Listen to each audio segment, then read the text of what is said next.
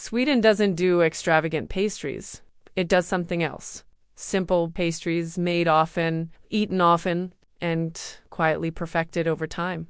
Many Swedish pastries aren't about precision. They're about familiarity, recipes passed down, adjusted slightly, but rarely changed completely. Take the cinnamon bun. Soft dough with cardamom and cinnamon, finished with pearl sugar on top. It's not a special occasion pastry, it's something you have, because it's time for Fika. Then there's the semla, a soft bun with almond paste and whipped cream. Originally, it was eaten just once a year. Now, much more often. Carefully assembled and surprisingly messy to eat. Or the chocolate ball. No baking, no precision. Just mix, roll, done. Possibly the most efficient pastry ever created. Then there's the princess cake. More structured, more formal. Covered in green marzipan with carefully layered filling. Still familiar.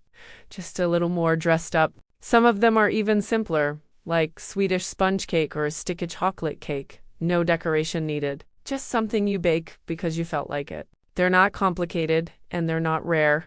They're just part of everyday life. You don't wait for a reason. You just make them. And they all belong to the same moment. Fika. Coffee, something sweet, and a pause in the day. That doesn't need explaining.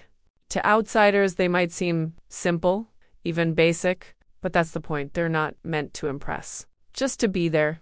Swedish pastries aren't about showing off. They're about repetition, comfort, and getting it right without making it complicated. Simple recipes made again and again until they become something everyone knows. Subscribe to discover Sweden the Swedish way.